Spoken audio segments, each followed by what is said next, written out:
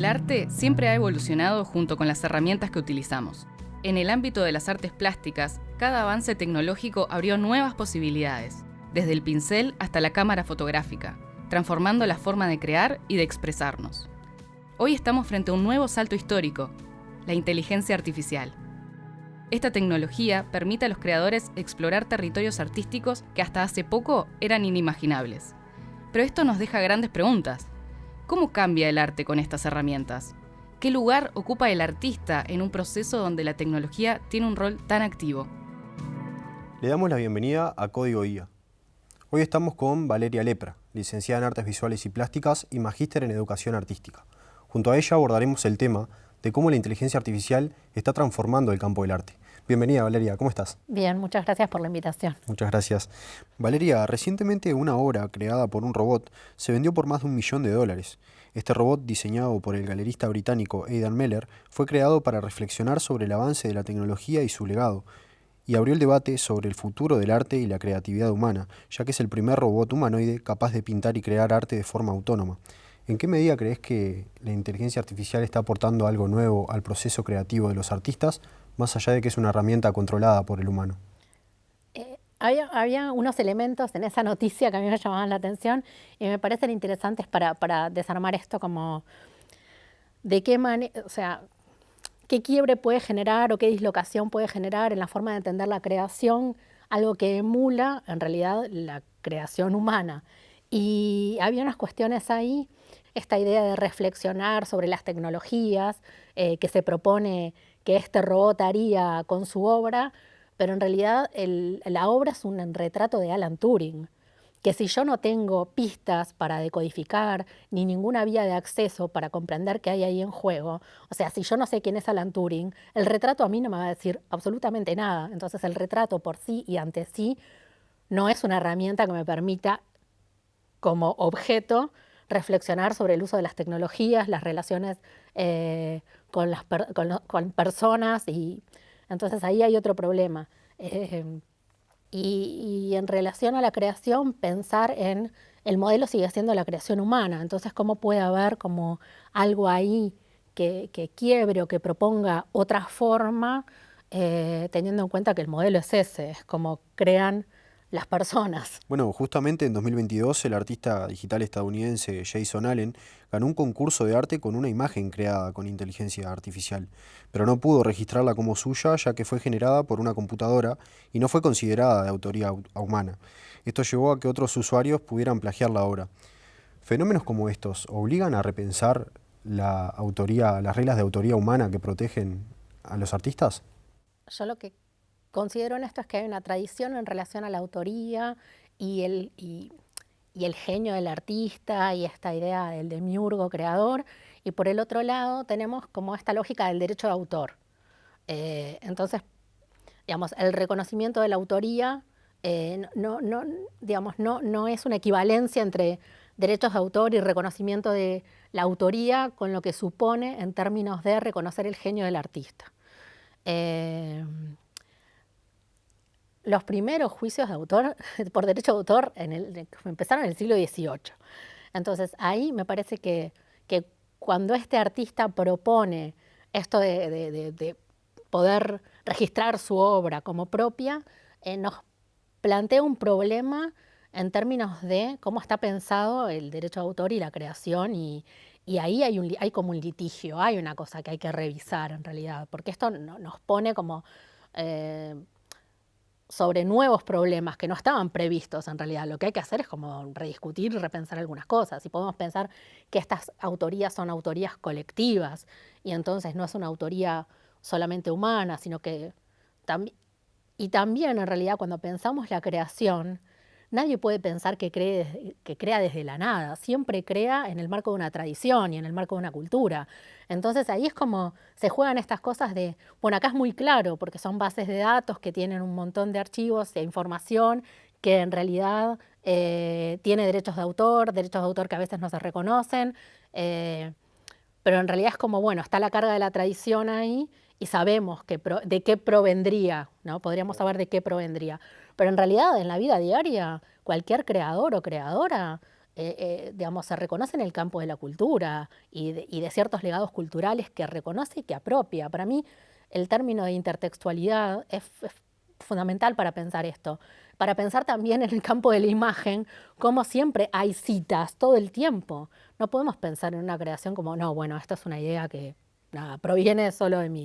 Bueno, un poco en esa línea, muchos artistas actualmente están usando estas inteligencias artificiales generadoras de imágenes que funcionan con base de datos públicas. Esto plantea problemas éticos, ya que estas imágenes se usan sin consentimiento, sin compensación y sin siquiera reconocimiento al autor original. ¿Cuál es el impacto que tiene la inteligencia artificial en la propiedad intelectual de los artistas y obviamente en sus derechos? Eh, Creo que no es la IA, sino cómo está gestionado esto de la construcción de las bases de datos y que tiene que ver, sí, con la compensación. Hay un teórico que planteaba esta cuestión de la compensación, ¿no? Que en el caso de que las imágenes de artistas empezaran a formar parte de bases de datos de inteligencia artificial, de alguna manera las y los artistas se vieran compensados por ese uso, ¿no? Que hubiera un canon que recibieran en función del uso de esas imágenes. Sí, claro, eso es problemático. Me interesa para pensarlo en relación a, a este solicitud de registro que hace este artista que ganó ese premio en Estados Unidos por su obra. eh, pe- pensar pensar en esta idea del plagio, ¿no? Como él en realidad lo que criticaba era que algunos habían plagiado su obra que había sido creada con inteligencia artificial, que Chomsky ha planteado digamos, en publicaciones periódicas esta idea de que en realidad lo que pasa con las bases de datos de la inteligencia artificial es que son todas un gran plagio, ¿no? Y que se constituyen como eso, como un gran plagio, en tanto justamente hay imágenes o producciones de todo tipo que tienen derecho de autor y que están ahí a plena disposición para los usuarios. Eh, y eso es un problema, en realidad, pero también a veces también las instituciones le piden a los artistas que trabajen gratis, ¿no? Que produzcan y que donen como sus producciones en algún tipo de evento o actividad. Que en realidad eso no hay un problema de derecho de autor porque su autoría es reconocida, pero sí hay un problema con la compensación por el trabajo. Y entonces me parece que ahí empiezan como a entreverarse aguas, ¿no? Esto de que el trabajo es reconocido, pero es plenamente reconocido cuando el trabajo además es pagado por lo que corresponde, ¿no? Porque ahí hay una actividad este, profesional puesta en juego. Con estos casos que venimos nombrando, uno también puede pensar que la inteligencia artificial estaría permitiendo que muchas personas puedan acceder a la forma de hacer arte sin la necesidad de tener una formación tradicional o una destreza manual en una determinada área. En ese sentido, ¿nos enfrentamos ante una democratización en el acceso al hacer arte justamente o se están abriendo nuevas brechas de desigualdad? Ahí hay como varios problemas. Para empezar, yo voy a empezar con el de la destreza manual. Pensar que las prácticas artísticas están asociadas a algún tipo de destreza, no me parece, me parece un poco anacrónico hoy en día pensarlo en esos términos. Sí puede ser eso, pero es más que eso. Eh, Después, en relación a la accesibilidad, bueno, no todos tenemos acceso a las mismas herramientas de la misma manera, o sea, no son gratuitas, esta idea de que todos podemos acceder es relativo. Pensar en que la formación tradicional del artista, y hay muchos y muchos artistas que no pasaron por una formación académica, universitaria, ni en ningún tipo de taller, y que son autodidactas y tienen una producción como muy interesante. No es la herramienta lo que está puesta en juego ahí, es un conjunto de ideas que hacen que una práctica artística sea interesante, relevante, eh, y me parece que eso no es como, bueno, ahora que pueden acceder a la IA, esto garantiza una democratización para la producción de las imágenes y todos pueden producir, porque pasa lo mismo en el campo porque pensando en el campo de la fotografía, ¿no? Que es como nuestro más cercano, sí, como ejemplo, el ejemplo cercano y que es lejanísimo, pero pensar en que digamos, el acceso al instrumento no necesariamente garantiza que el tipo de producciones que hagas forme parte de lo que entendemos que es el campo de las artes. Porque hay otras cosas en juego ahí, que no es solo la producción de la imagen. Entiendo también que el arte es un espacio de lucha constante por el cambio social y por el sentido que le damos a las cosas también. ¿Vos creés que la inteligencia artificial llega para desafiar las estructuras de poder que hay dentro del campo o de alguna manera las refuerza estas estructuras? A ver, el arte como práctica puede estar pensada siempre es en esta intención de construir sentidos. Esos sentidos pueden tratar de desestabilizar una orden, pero también pueden tratar de mantener un statu quo. Eso no creo que tenga que ver, porque al uso que se le está dando a la inteligencia artificial se le está proponiendo como una voluntad propia, cuando en realidad depende. O sea, depende de que si yo lo comprendo como una herramienta o lo veo como una herramienta, depende de los usos que se hagan de esa herramienta, de quiénes hagan esos usos de esa herramienta y para qué, por qué y con qué sentidos, qué va a pasar.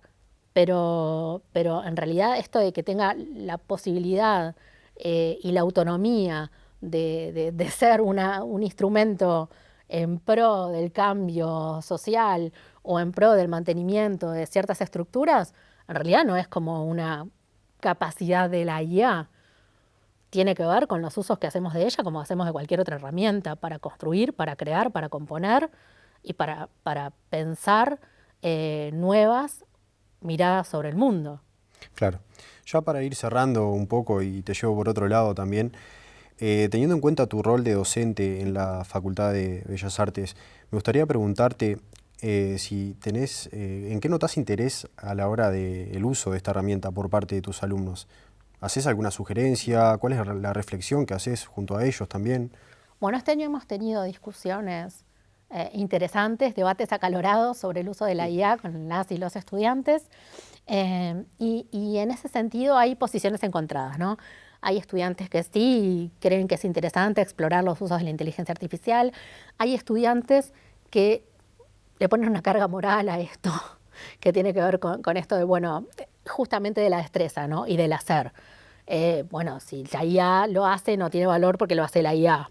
Y ahí hay como otras cosas que discutir que tienen que ver con qué conforma una práctica artística y esta idea de la destreza en algo, ¿no? Como el aspecto técnico. Pero nosotros, digamos, hay estudiantes que usan la IA, nosotros no prohibimos el uso de la IA en absoluto. Nos parece interesante que los estudiantes exploren su uso, nos parece interesante cuando los estudiantes nos plantean que la han usado y a qué resultados han llegado y cómo ha sido el proceso de uso. Y lo hemos conversado con estudiantes, digamos, en aula, que presentan de repente un pequeño proyecto en los que en algunas etapas del proyecto han usado inteligencia artificial y lo conversamos y dialogamos y generamos un intercambio con sus compañeras y compañeros y con ellos en relación a eso. Hasta ahora es exploratorio el uso que hacen, o si no, cuando tienen que resolver algo rápidamente.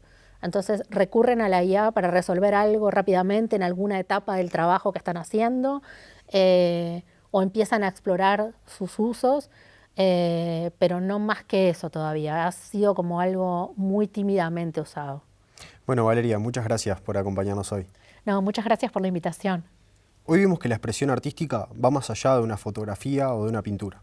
La inteligencia artificial generativa parece estar redefiniendo el concepto del arte. Resta preguntarnos si habrá algún aspecto de la creatividad humana a la cual esta herramienta no puede alcanzar. Esto fue un nuevo capítulo de Código Guía. Muchas gracias.